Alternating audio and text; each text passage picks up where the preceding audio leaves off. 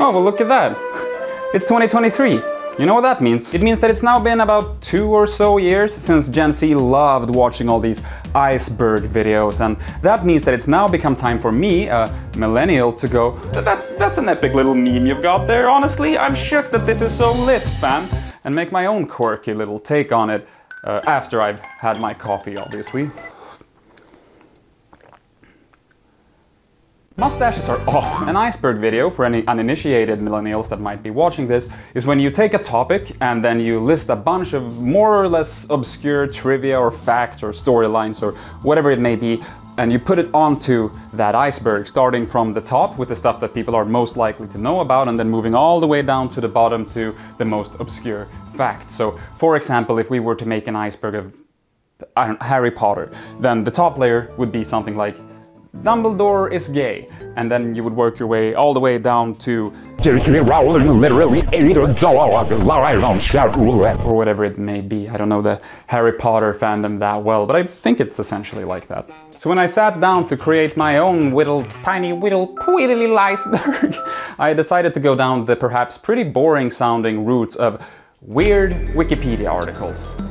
Which, when you think of it, is kind of like saying the weirdest movies with stories in them, or top 10 albums that contain music. Because, you know, Wikipedia just kind of contains everything. But listen, hypothetical person questioning me. Bugger off with you. Leave it alone, will you? Big whoop, give it a break, governor. I wrote this script in like one sitting.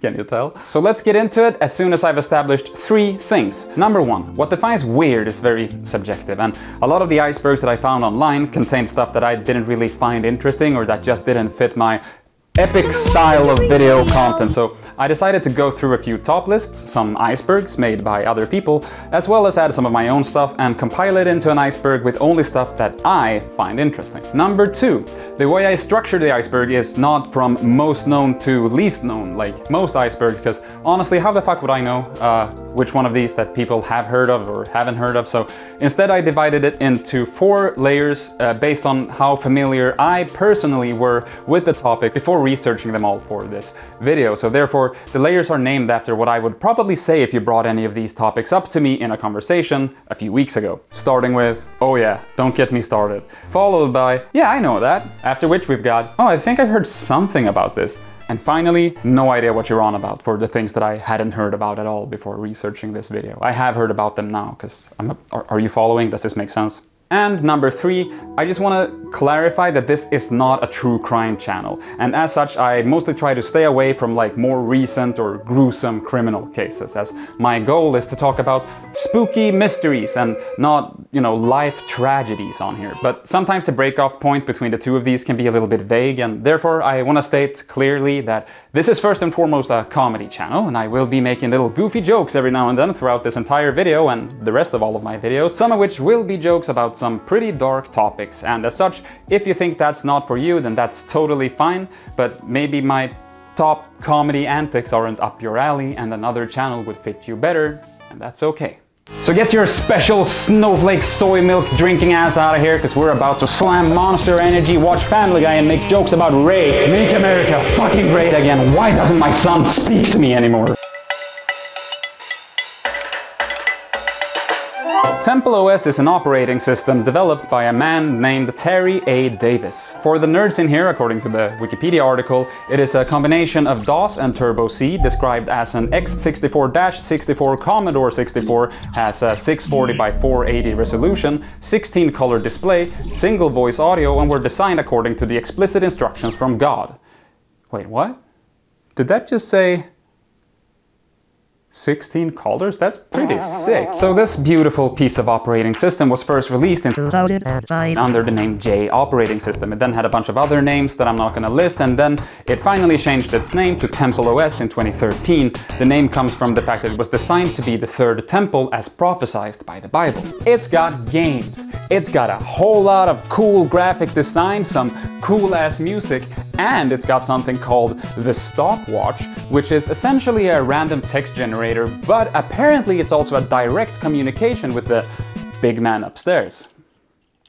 Danny DeVito. So the story behind 𝚒𝚒𝚎𝚑 is that it was created by a man named Terry A. Davis, like I mentioned before, who unfortunately slowly succumbed to his mental illness, writing most of the operating system during prolonged manic episodes between, I think, 2005 and his death in 2018. It's overall a wild and pretty tragic story. It gets kind of convoluted at times, and it has a bunch of things. He live streamed for a while, saying the N-word.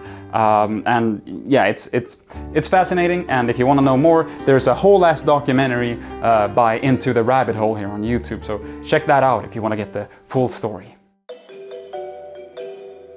The toast sandwich is a 100% real thing, first featured in the 1861 Book of Household Management by Isabella Beeton. And to keep this one simple for you, I dug out the original recipe and will now present it to you in full. Toast sandwich. Ingredients: thin cold toast, thin slices of bread and butter, pepper and salt to taste.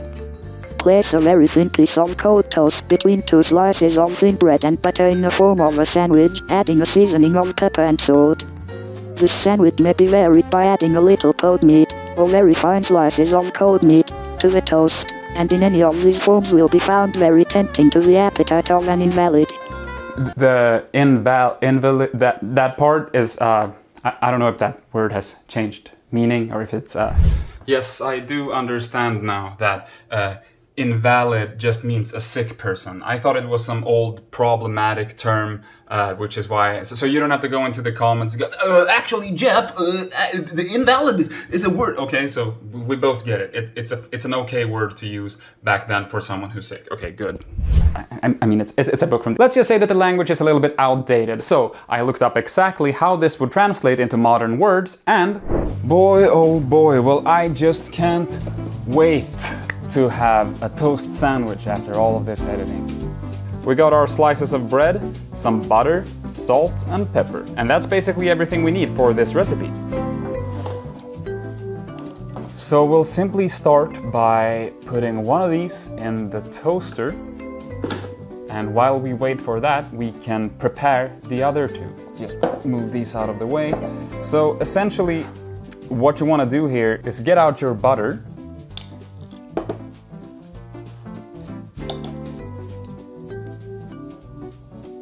Like so. And then salt and pepper to taste. If I understand correctly, you can do this on both of these. So I'm just gonna do kind of like that. And some pepper. Something like that, I think. And now we just wait for that to happen. So when the toast is done, you simply want to place it like so. Nice and firm. Get your other slice of pre-buttered bread, place it on top. And there you go. Now you've got yourself a beautiful toast sandwich ready to be consumed. Let me go get a knife so we can do a cross section of this. I should not be allowed around knives. So let's just do one of these diagonal. Listen to that crunch. Hear that? Let me get the microphone all up close here. And if you make this correctly, it'll be so appetizing that even the cat will want some. Isn't that right, baby? Beautiful. Cross section right here. Beautiful, beautiful, beautiful. And with that, there isn't much left to do but enjoy your lunch.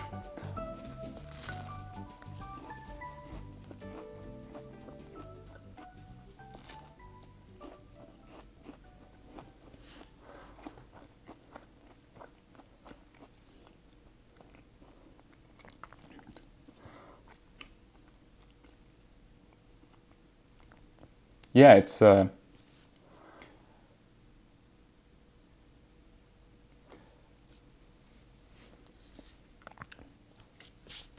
tastes like bread.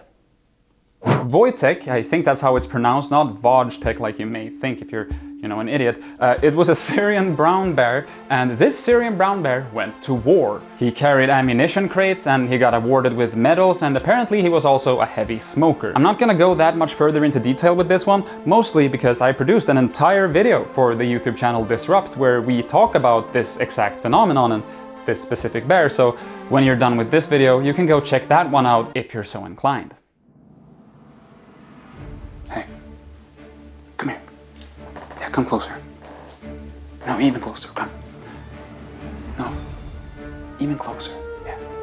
Did you know that in 1983, the video game developer and distributor company Atari buried extraterrestrials in a landfill in New Mexico?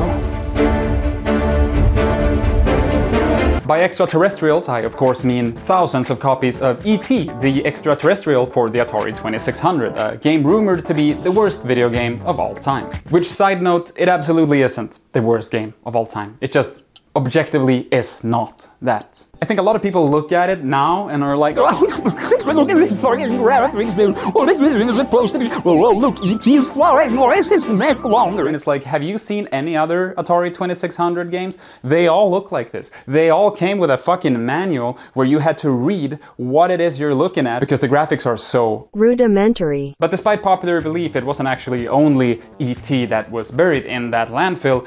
It was also Raiders of the Lost Ark, Defender, Berserk, Pac-Man, and Mrs. Pac-Man. And honestly, Brangelina ain't got shit on Mr. and Mrs. Pac-Man. I mean, they got fucking buried together. Couple gold. Name a more iconic duo. I'll wait. Honestly, fucking kill me. And another quick side note, because this is my video and I'll go on all the fucking tangents I want. Did you know that the ghosts in Pac-Man all have names? Perhaps you do. All of their names are on the start screen after all, but did you also know that all of them have individual personalities and behaviors? Yeah, buckle up, it's gonna be a fucking tangent. So their names are Blinky, Pinky, Inky, and Clyde.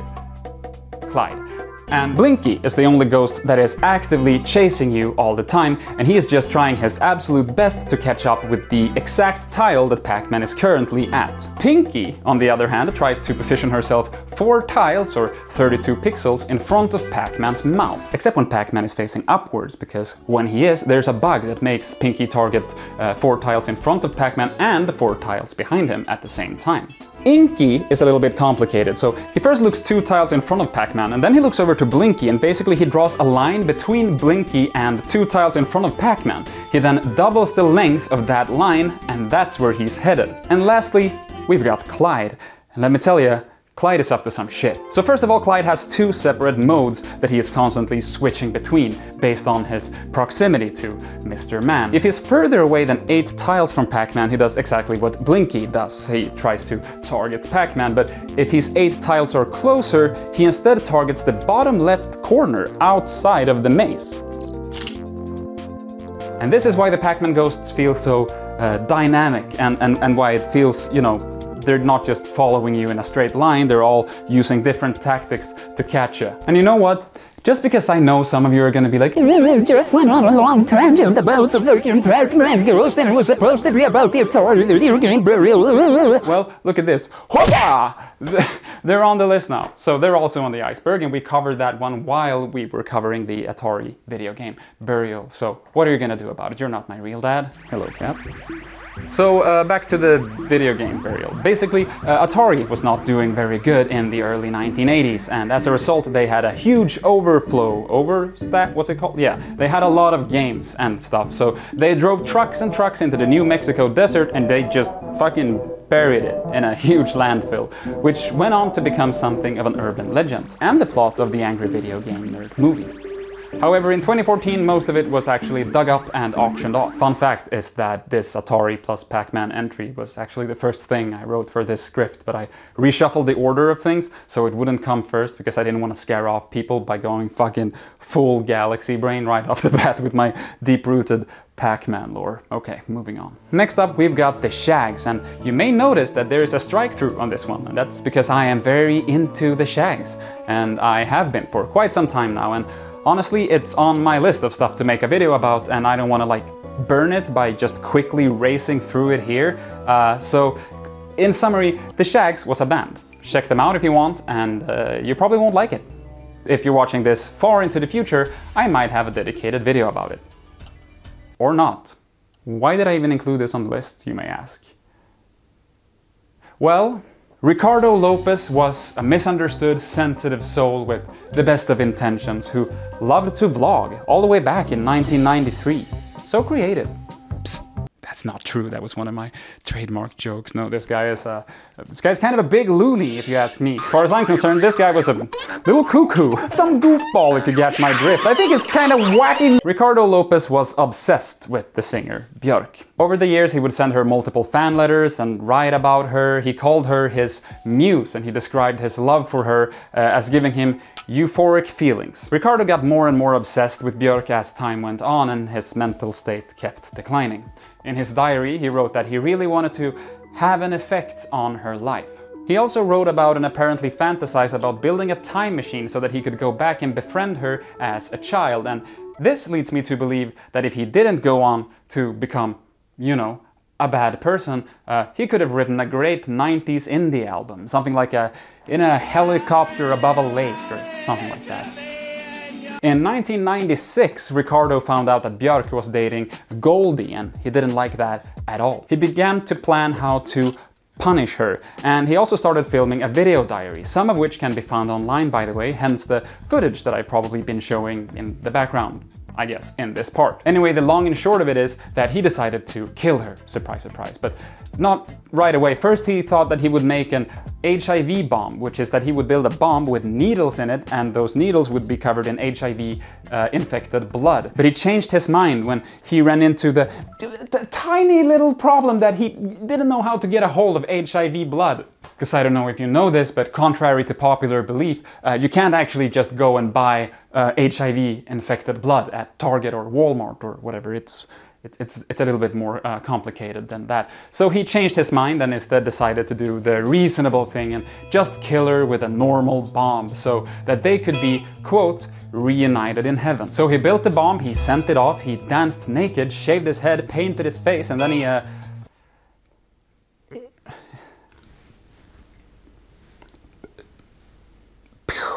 you know, yeah.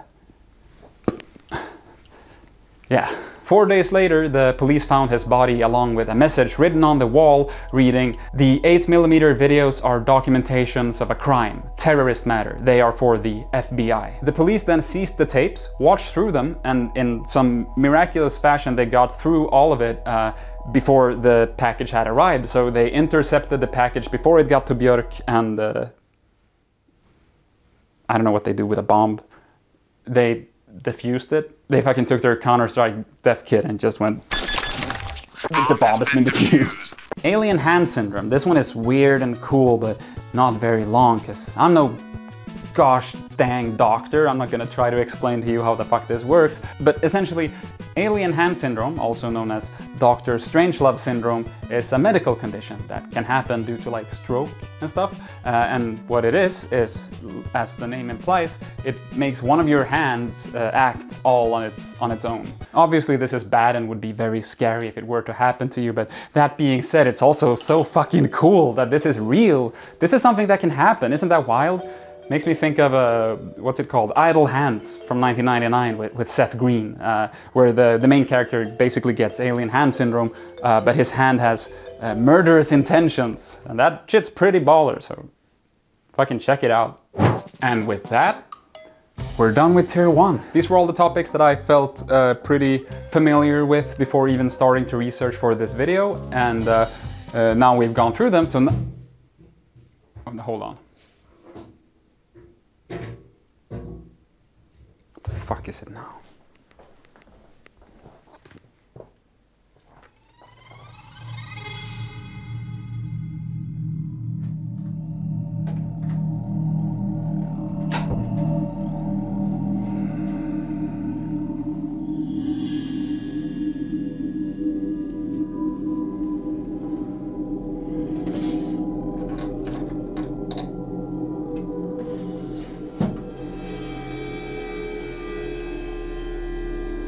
Please don't hurt me.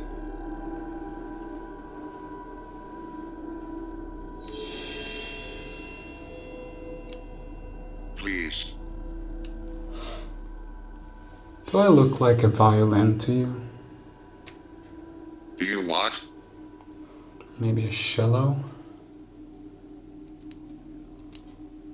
a cello? Doesn't necessarily have to be a string instrument. How about a piano? Do I look like a piano to you? I don't understand.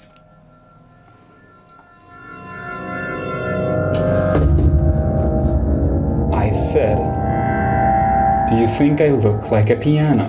Oh no, you don't. You don't look like a piano. Please.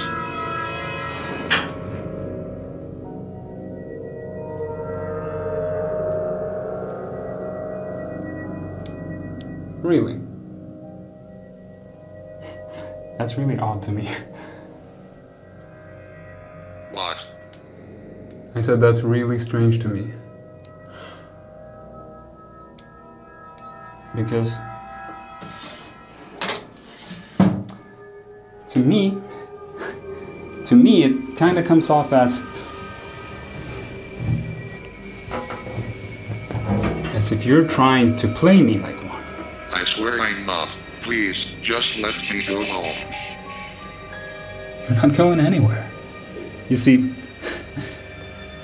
I don't like to be played with.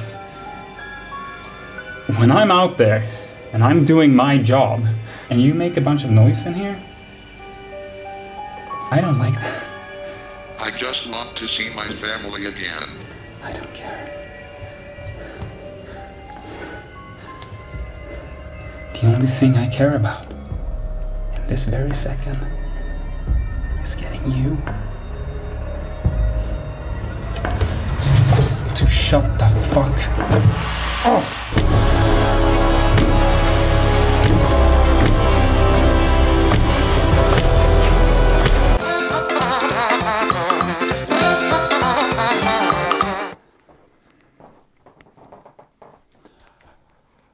Yes, sorry. Tier 2. Penn & Teller's Smoke and Mirrors is a 1995 video game for the Sega CD that never got released due to struggles with the company that created it going bankrupt, and then Penn & Teller having problems finding a new distributor because the Sega CD got kinda outdated in the time it took to find a new one. But the game was eventually leaked online in 2005 and has since then developed a bit of a cult following. This is both due to the lost media origins of this game, but also due to the actual gameplay, so let's break the gameplay down. Penn & Teller's Smoke and Mirrors contains 6 different minigames. The first one is Mofo the Psychic Gorilla. For this game to work as intended, you need a friend, so you can't fucking play it. You tell your friend that you have a video game that can correctly read minds. It was able to guess what card you pulled from a deck of cards by just asking a couple of questions. Well, that sounds like a load of whole heap of gosh darn horseradish to my ears, bucko. Your friend would probably say, well, try it for yourself. You probably say, and so he does. You let him pull a card out of a deck of cards, and then he makes sure to not show it to your 2001 Logitech QuickCam Express just in case the game is somehow communicating from the Sega CD to your PC. So he takes the card, he looks at it, and then you start the game. Once the game is booted up, the monkey asks you to show your friend how to establish the psychic connection between him and the game. To do that, you need to hold the controller, and then the monkey says how to press the buttons, and you show how to do that, and then you hand the controller over to him. Once the connection is established between your friend and the psychic monkey, it asks some questions like, are you over 9 feet tall? Do you have relatives living on Venus? Do you breathe air? And do birds fire machine guns? And after that, it correctly guesses what card you have. As long as you enter the correct code in the beginning of the game when you show your friend how to establish contact. Essentially, you're supposed to click some specific stuff in a specific order to enter in what card it was that your friend picked out. It's what some would call an epic prank. The next game is What's Your Sign, and this one is basically the same as Mofo, except this time it can guess your astrological sign and your birthday, but the way you do that is you just enter it into a secret menu before the game begins.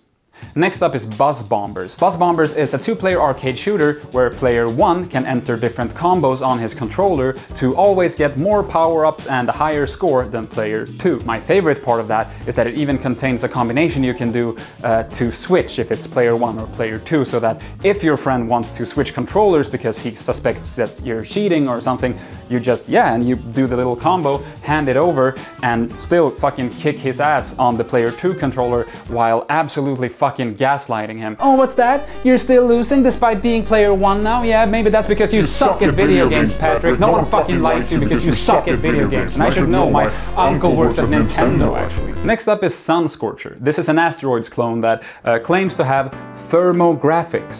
And it warns you that it might be a little bit intense on your TV before the games begin. And there's a pattern here, because if you enter a secret code, then after the 3rd time that the warning appears on your TV, it will seemingly glitch out and break your TV. And that way you can prank not only your friends, but like your dad. Your dad would hate it if you broke the TV. And then we've got 𝚒𝚒𝚒𝚒𝚒, and this is the main game, and it's a pretty normal side-scroller, platformer, puzzle solver thing. I haven't played it myself, but supposedly it's good. And last but not least, we've got the most infamous Desert Bus, by far the most talked about minigame. This minigame, if you can even call it that, has a pretty simple objective. You're supposed to drive a bus from Tucson, Arizona to Las Vegas, Nevada. It does this by simply simulating the experience, meaning that you drive a bus at about 72 kilometers an hour, that's 45 filthy miles per hour, and that means that it takes about 8 hours with nothing else happening. Every now and then you'll see a bus stop or a rock, but that's about it. And now maybe you're sitting there with your smooth gamer brain going, oh yeah, that's funny, you know, I would just take down the A button and then do it all. Because I'm a fucking genius. And that would be true, except for the fact that it's coded into the game that the bus veers slightly to the right, meaning that you pretty much constantly have to straighten it out to not crash and get a game over. For 8 hours. Oh, and get this, if you crash the bus, guess what? You'll have to be towed back home. Also in real time. So if you drove for 6 hours, that's 6 hours of waiting to be back at square one. Now, if someone were to sit through this entire ordeal and actually make it all the way to Las Vegas, then you get 1 point, and it gives you the option to drive all the way back for 1 additional point, and you only have like a couple of seconds to answer. Oh, and the game has no pause function. You can't pause it at any point. It's one sitting or nothing. And you know what? The algorithm fucking hates my videos anyway, so let's say that if I hit 10,000 subscribers, I'm gonna go live on twitch.tv/JJJreact and attempt to play the entirety of Desert Bus from Penn & Teller's 𝚒𝚒𝚒𝚒𝚒. You heard it here first, that's how I will celebrate that. So we have that to look forward to in the year 2031. Let's move on. Long-term nuclear waste warning messages. For this one, it's gonna be easiest if I just straight up read the first sentence from Wikipedia. Long-term nuclear waste warning messages are communication attempts intended to deter human intrusion at nuclear waste repositories in the far future, within or above the order of magnitude of 10,000 years. This whole article reads like a fucking SCP entry, but it's totally real. And it's all about how can we make sure that people don't dig up nuclear waste holes in the ground and kill themselves far into the future, where records of what these depositories actually are might have been destroyed or gone missing. So the goal is to communicate without words, preferably, that hey, this hole is death. It's long bad death. Don't open hole, don't go in the hole. Okay, hole bad hole. Don't open that up. You're not gonna like what you're gonna find in this hole. But without all those words. So when trying to come up with how to exactly accomplish this, they obviously needed some sort of text to agree on that, like, this is what we want to communicate. And if you watched my SCP video and remember the story about Harbinger and the message from the space people, you'll understand what I mean when I say that this reads like a fucking SCP article, but let me read it to you. Here it goes. This place is a message, and part of a system of messages. Pay attention to it. Sending this message was important to us. We considered ourselves to be a powerful culture. This place is not a place of honor. No highly esteemed deed is commemorated here. Nothing valued is here. What is here was dangerous and repulsive to us. This message is a warning about danger. The danger is in a particular location. It increases towards the center. The center of danger is here, of a particular size and shape, and below us. The danger is still present in your time, as it was in ours. The danger is to the body, and it can kill. The form of the danger is an emanation of energy. The danger is unleashed only if you substantially disturb this place physically. This place is best shunned and left uninhabited. So yeah, that's what I mean with spooky text. Now, there's been... What's that? What, it looks like I'm suddenly filming this on a completely different day? No, that's not what's happening. You're acting crazy again. Where do you get all these ideas? There's no such thing as gaslighting. There's been several different suggestions of how to convey this message. Personally, I'm a big fan of this one. I just think it tells a very clear story here, going from ooh,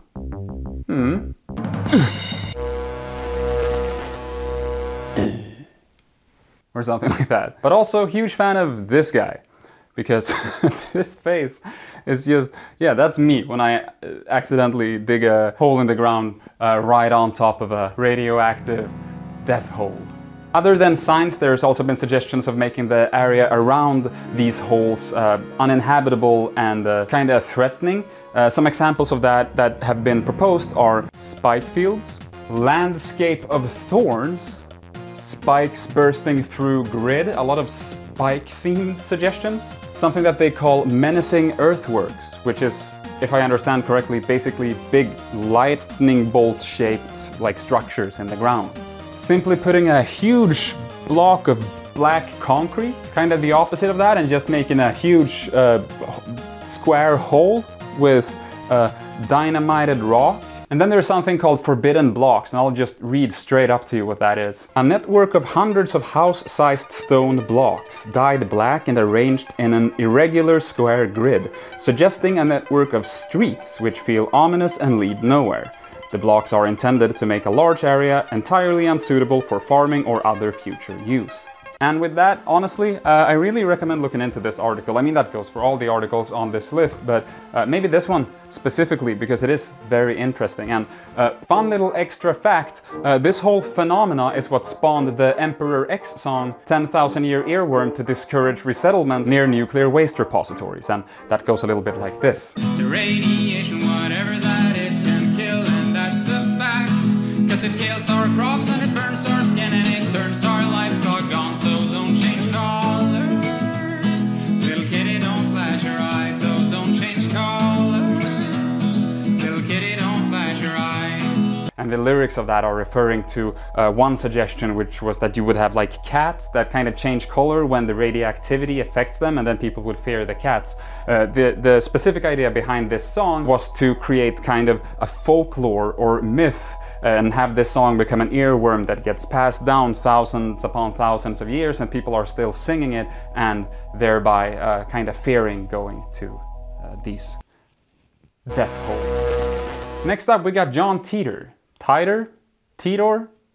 Titty. Next up we got John Titty. John Titor was the alias of a person who posted in various online forums between the year 2000 and 2001. Titor claimed to be a time traveler from the year 2036, and hence he made a bunch of claims and predictions about what would happen in the future. Some of his predictions have, according to some people, actually come true, but honestly, most of his phrasing is very vague. Like there's this one prediction he made where he just says that there's gonna be a civil war in the USA and it's gonna have to do with order and rights, which is like,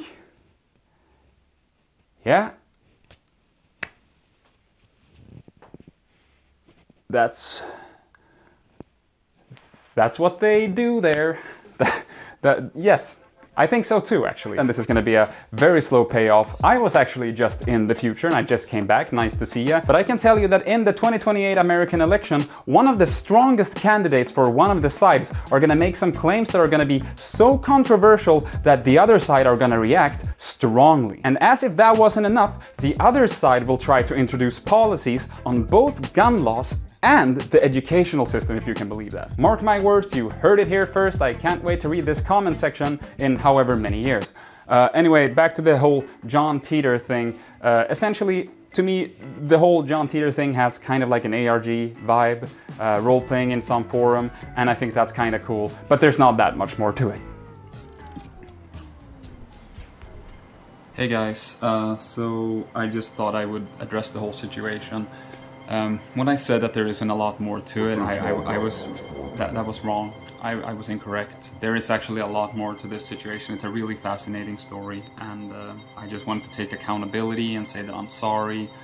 I'm not gonna try to give any excuses. It's just I fucked up, and I'm sorry.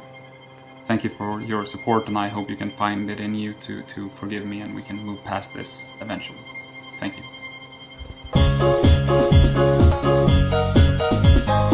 𝚒𝚒𝚒𝚒𝚒𝚒𝚒𝚒𝚒𝚒𝚒𝚒𝚒𝚒𝚒𝚒𝚒 So, in 1964, Jim Templeton took a photo of his daughter. Or rather, he actually took several photos of his daughter. But it wasn't until later, when he developed these photos, that he saw something a little strange. In one of the photos, this figure can be seen behind the daughter. Now, in contrast to a lot of spooky photos that's appeared over the years, analysts at Kodak has actually looked over this photo thoroughly and confirmed that it has not been doctored with in any way. However, what I feel like a lot of people fail to mention is that his wife was with him on this day, and apparently on the other photos of the wife, she was wearing a dress that kind of looked overexposed in most of the photos. Interesting. And also she had her hair in a bun, and I mean, okay, so like, aren't we just kind of looking at this? I don't know exactly the angle because my back is facing the camera, but isn't it just like something like this that we're looking at here? I don't know. According to Jim, there's more to the story though. He was supposedly contacted by Men in Black afterwards, and there's apparently some more deeply rooted lore, but this photo is like the main thing with the story. Frog battery. This is another one of those that I'm gonna keep pretty short, because I'm not a smart man and I don't quite understand it, but a frog battery is essentially when you hook up a bunch of frogs to each other and somehow that generates electricity. Apparently it doesn't have to be frogs, it can be basically any animal, but usually it's frogs. Buffalo, buffalo, buffalo, buffalo, buffalo, buffalo, buffalo, buffalo. Let's talk about that for a little bit. So basically this, as far as I understand it, is a fully grammatically correct English sentence. And just like with the frog battery, I'm not sure if I fully understand it, but with this one I'm a little bit more sure, so I'm gonna try my best to explain it. Essentially, this sentence uses three different meanings of the word buffalo. One, a city named Buffalo, like Buffalo, New York, for example. Two, the verb buffalo, which means to bully, harass, or intimidate. And three, the noun buffalo, as in the animal. So essentially, if I understand it correctly, this sentence is basically saying that the buffaloes from Buffalo, New York that get bullied by other buffaloes from Buffalo, New York also bullies buffaloes from Buffalo, New York. The Wikipedia article explains it even better, I think, because they have a semantically equivalent form of this sentence that also preserves the original word order, and that goes like this. Buffalo bison that other buffalo bison bully also bully buffalo bison. Buffalo, buffalo, buffalo. The censored 11 are 11 Merry Melodies and Looney Tunes cartoons that have been censored or otherwise hid away by Warner Brothers for, let's say, not standing the test of time when it comes to things such as not hating the non-whites. The list of the 11 cartoons goes as follows. Hidden the Trail for Hallelujah Land. Yikes. Sunday, go to Meetin' Time. Clean Pastures. Uncle Tom's Bungalow. Jungle Jitters. Yikes. The Island of Pingo Pongo. Yikes. All This and Rabbit Stew. Coal Black and the Seven Dwarfs. Jesus Christ. Tin Pan Alley Cats, Angel Puss, Goldilocks, and the Jivin' Bears. Who could forget about the Jivin' Bears? Honestly, you know, this is a sign of the times, but I will say one thing about these, which is that for me, a non-native English speaker, in case you haven't noticed, all of these just kind of sounds like one of those like old-timey stand-up comedians in black and white that everyone is like, oh, that's such a classic, and I'm just like, yeah, and I'm like pretending to get it. So then I look it up on YouTube, and it essentially is like, so there I am hitting the trail for Hallelujah Land and clean pastures, and I'm a God-fearing fella like anyone else, so come Sunday, go meeting time, and I'm past Uncle Tom's bungalow before I realized that I took the wrong turn at the Isle of Pingo Pongo or somewhere or other. And then I just pretend to understand what any of that means. But yeah, otherwise, you can find most of these online if you want to check them out. And that's about it for this one. 𝚒𝚒𝚔𝚒𝚙𝚒𝚛𝚊𝚝 horse sex case. So reading the title of this one, I thought I didn't know what this was at all until I read to the point where it mentions Mr. Hands, and I was like, the prophecy is true. Dead my horse cock. Well. So if you were young on the internet at any point between like 2004 and 2012, you were surely exposed to stuff like 2 Girls 1 Cup, Lemon Party, and Mr. Hands. If you don't know, Mr. Hand is this infamous clip where a guy, I don't know how to say it in any other way, gets fucked in the ass by a horse. It's essentially a low quality clip of a huge horse dong going up some guy's ass, and then it ends. And with the clip came a rumor, and that rumor was that afterwards the guy apparently died from this, which is kinda true, but also not really. So let's get into it. Essentially, this guy called Mr. Hands, real name Kenneth Pinion, was into getting fucked by horses, obviously. And he had a group of buddies that were also into getting fucked by horses. And they would break into stables and then let the horses fuck them while they filmed it. And on one such occasion they went to get fucked by a horse who they'd done this with before, but the horse was apparently not very receptive on this specific night. So they went to another barn nearby where there was another horse, and this horse was nicknamed Big Dick by the gang. I don't think people in general called it that, or maybe, what do I know. So one of them goes up to Big Dick and gets fucked by it, and it's all fine and dandy, or probably even better if you ask him. But then it was Mr. Hand's turn, and it wasn't fine. In fact, it was so not fine that he died. A classic case of fuck around with horses and find out. However, the clip that circulates online of Mr. Hands taking a horse schlong up his ass is not verified to be the specific time where the injuries killed him. Because remember, this wasn't an unusual activity for Mr. Hands, so the tape might as well be of any of the countless other times that he filmed himself having sex with a horse. If you want to know more details about this, YouTuber Wang has made a whole video about it, going into a lot of details. Going out on a bang with a horse penis, that concludes the first half of the iceberg. I might be making another video or two in between this one and part 2 of the iceberg, but either way, I hope you learned something here today. Thank you so much for watching. On the screen somewhere right now are my Patreon producers and also the rest of my patrons. And since it's been a little bit since the last video, there are a few new names. Welcome to Becca Pring, William Davis, Scam Likely, and Nick Stage. Welcome to the club. Thank you for your donations. And if you watching this want to be as cool as these people wherever they are, please feel free to go to patreon.com/Jeffiet. This video has been a nightmare to make. I got a new camera and nothing has been working, and you probably noticed it throughout the video.